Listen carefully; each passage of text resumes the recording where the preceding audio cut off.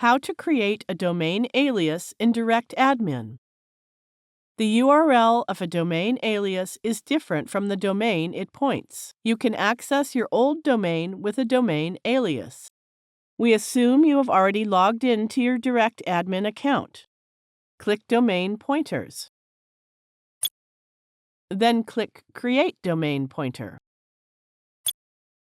Enter the domain URL in the text input box for source domain. Notice that the box for Create as an alias is checked. If it is not, click to check this box. Click Create. Success! We have created an alias for domain. This is the interface where you can create new aliases and manage the existing ones. Thank you for watching.